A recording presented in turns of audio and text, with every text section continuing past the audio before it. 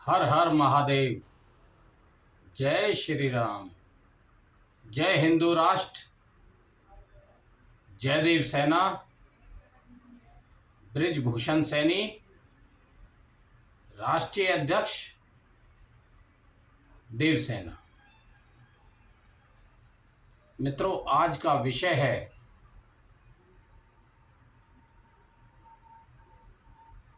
भारत धीरे धीरे इस्लाम के शिकंजे में कसता जा रहा है। साथियों, आपको याद होगा 1990 में जिहादियों ने एक षड्यंत्र के तहत जम्मू कश्मीर में आतंक फैलाकर वहाँ के हिंदुओं को कश्मीर छोड़ने के लिए मजबूर कर दिया। उन्होंने अपने षड्यंत्र के तहत हत्याएं, बलात्कार, हिंदुओं को प्रताड़ित करना शुरू किया और धीरे धीरे करके पूरे कश्मीर को अपने शिकंजे में ले लिया। उस समय की राजनीतिक ताकतें इस बात को समझ नहीं पाई, या ये कहें समझते हुए जानबूझकर इस मुद्दे को दबाए रखना चाहती थी। और इस्लामिक ताकतों ने वहाँ के हिंदुओं को कश्मीर से पलायन करने के लिए मजबूर कर दिया।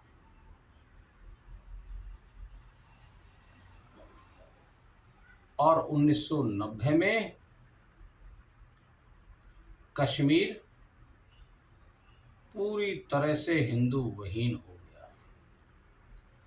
इस दौरान में आतंकवादियों ने हिंदुओं पर तरह तरह के अत्याचार किए, हिंदू बहन बेटियों बच्चों की हत्याएं की और उन्हें खुलेआम धमकी देकर भागने के लिए मजबूर कर दिया कि या तो आप इस्लाम ग्रहण करो या कश्मीर छोड़ के भाग जाओ और अपनी बेटियों को, अपनी बहनों को और अपनी पत्नियों को छोड़ जाओ।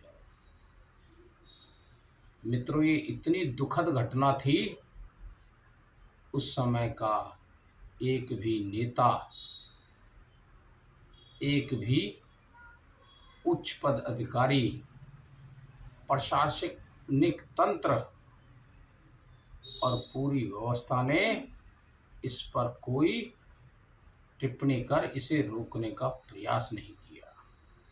उस समय सेना भी थी, सरकार भी थी, सुप्रीम कोर्ट भी था, मानव अधिकार आयोग भी था, मीडिया भी थी, लेकिन हिंदुओं की इस दशा पर किसी ने भी कोई कारगर कदम नहीं उठाया। अतः हिंदू पलायन करने के लिए मजबूर हो गया। यही स्थिति कुछ समय पहले केरल की भी रही है। वहाँ भी हिंदुओं को हर तरह से प्रताड़ित किया गया और आज इस्लामिक जिहाद ने केरल को पूरी तरह से अपने शिकंजे में कसा हुआ है। इसी तरह से बंगाल की भी यही स्थिति है। बंगाल में आए दिन दंगे होते हैं, चुनावों में आगजनी तोड़फोड़ हत्याएं होती हैं, लेकिन चुनाव आयोग भी इस चुनाव को मान्य घोषित कर देता है और वहाँ किसी न किसी बहाने हिंदुओं को प्रताड़ित करने का कार्य लगातार चल रहा है। और बंगाल में तेजी से हिंदू पलायन कर रहा है। लेकिन केंद्र की सरकार का इस ओर कोई ध्यान नहीं। यही हाल पूर्वोत्तर के राज्य में है। मणिपुर में हिंदुओं को मारा जा रहा है। तरह तरह से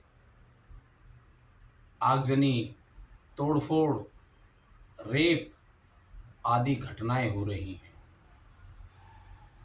ना तो विपक्षी दल इस पर बोलने को तैयार है, क्योंकि जब तक हिंदू शिकार होता रहता है तो हिंदुओं के पक्ष में कोई नहीं बोलता।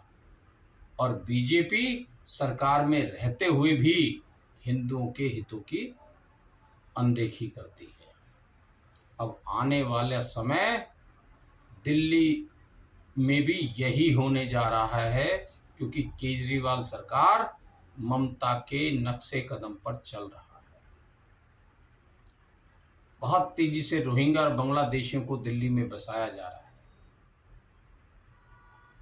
यदि सरकार ने समय पर इस पर कारगर कदम नहीं उठाए तो दिल्ली भी इस्लामिक राज्य बनने में देर नहीं लगेगी। तो मित्रों, यदि दिल्ली को बचाना है तो केंद्र सरकार को भी इस ओर ध्यान देना होगा, और दिल्ली के मतदाताओं को भी ध्यान रखने योग्य बात है कि ऐसे देशद्रोहियों को, ऐसे षड्यंत्रकारियों को, इस्लाम परस्त लोगों को अपने प्रदेश से बाहर खदेड़ने की जरूरत है। उनके खिलाफ वोट करें, अपने हितों के लिए वोट करें, वरना आने वाला समय हिंदुओं के लिए बहुत खतरनाक हो जाएगा।